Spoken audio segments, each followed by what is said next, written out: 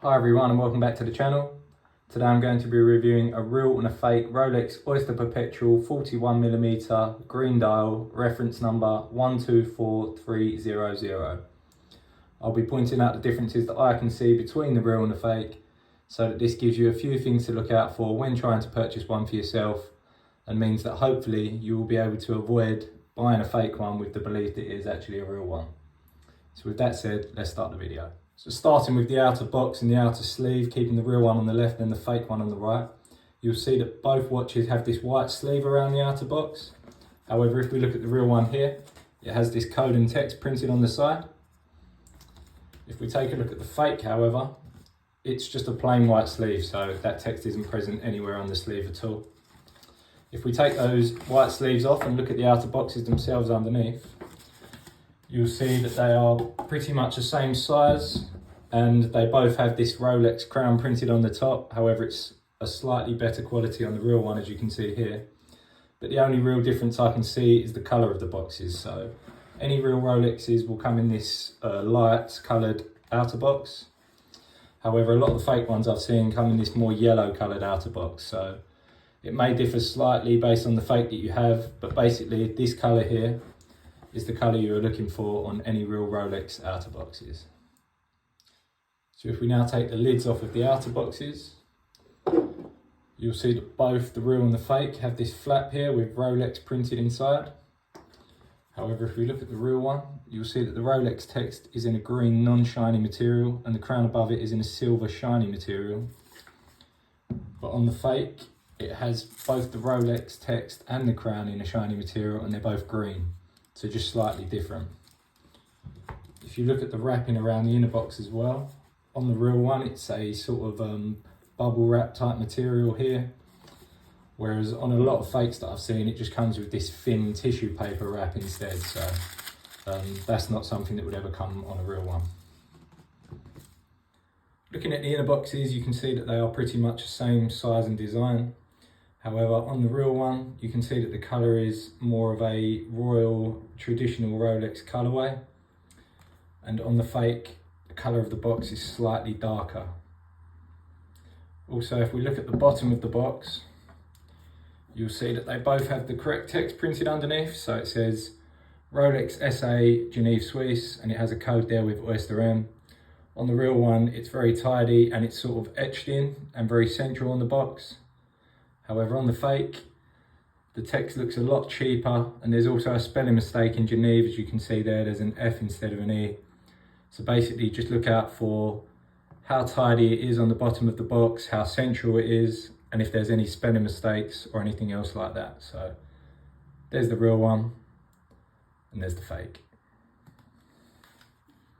If we just open up the inner boxes and look at the accessories that are included with the watch, you'll see that on the real one, we have this green swing tag here. And this is present with all real Rolex watches from new. This is on the fake one as well. However, instead of being green, it's a red swing tag, and it's just a lot lighter and cheaper. We also have this other tag here, which would be attached to the watch from new. And this has the price and some detail of the watch on one side.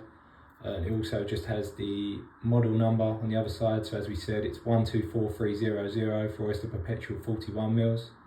And it also has a serial number, which is just covered under my thumb for obvious reasons. We have spare links as well here. This is just because it's been resized for myself. I wouldn't expect to see any spare links on fake watches. If we look inside the box on the top half, you'll see that both the real and the fake have a window that opens up. On the real one, it has Rolex printed in the center of this, and it's in a green color, and the crown is in a shiny material.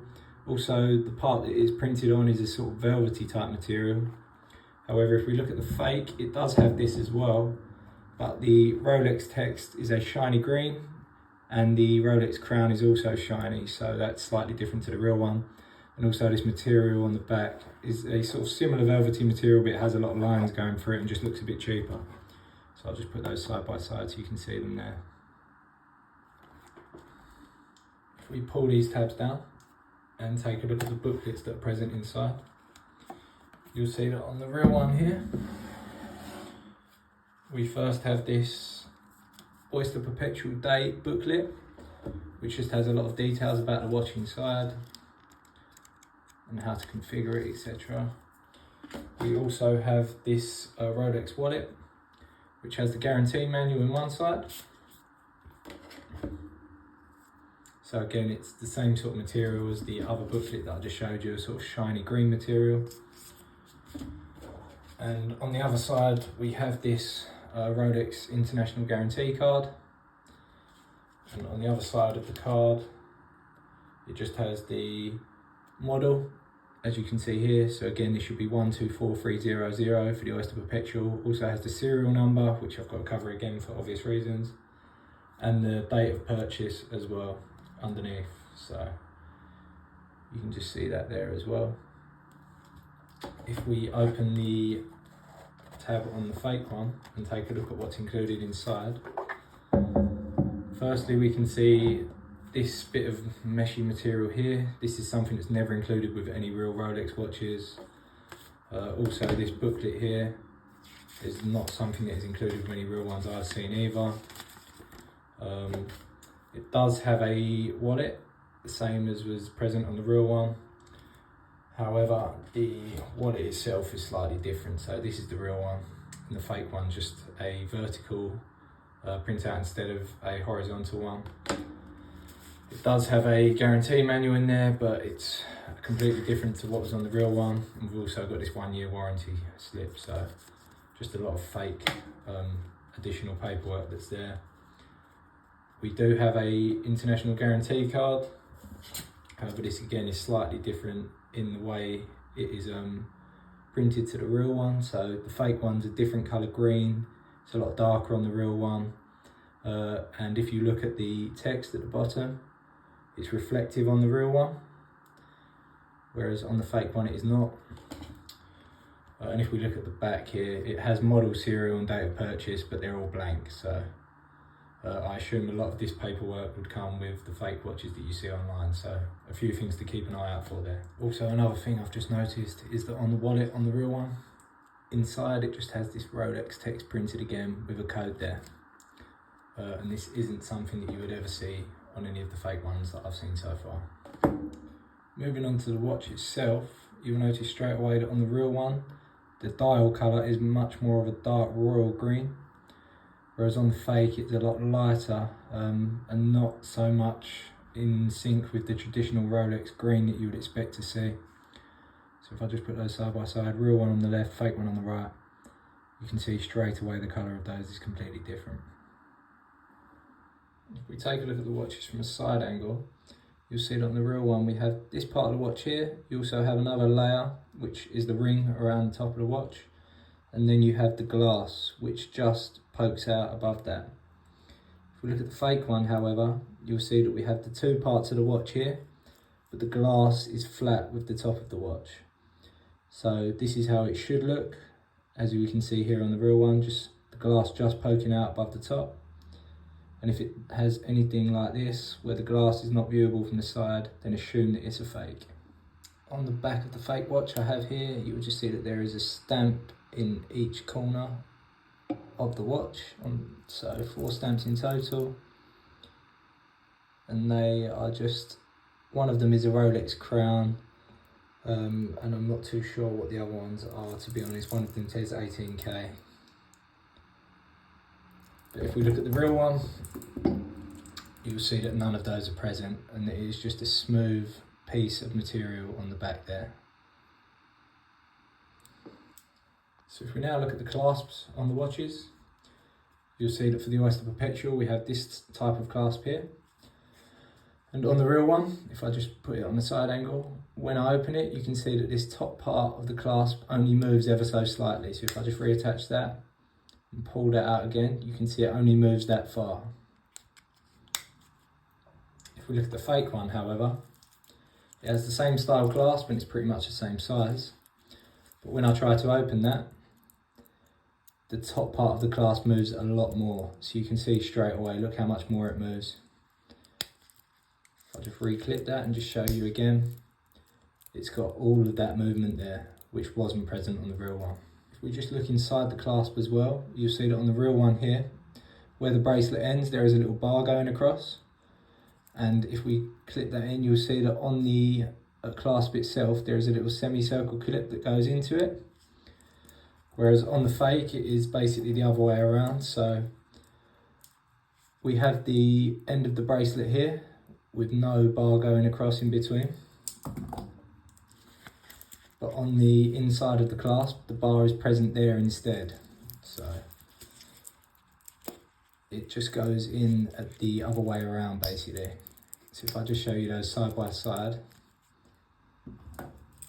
this is the real one on the left here, and we have the bar there with the little semicircle clip going in from the clasp, whereas on the fake we don't have that bar going across, we have the bar on the clasp instead. So it's basically the opposite way around in the way that it attaches.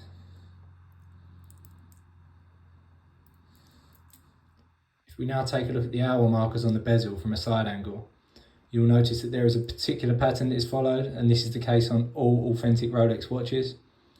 So if we look at the 12 o'clock marker there, you can see that the crown is in line with this, and from the 7 marker round to the 11 marker there is Rolex text, and the R falls against the marker each time, as you can see there. On the right hand side of the watch from 1 down to 5, the Rolex text is also present, but the X of the Rolex will be in line with each hour marker, as you can see there. Once you get from 5 to 7, the serial number is present in between here. And if we look at the fake one, to compare that, you'll see that firstly the Rolex text is a lot larger than it is on the real one.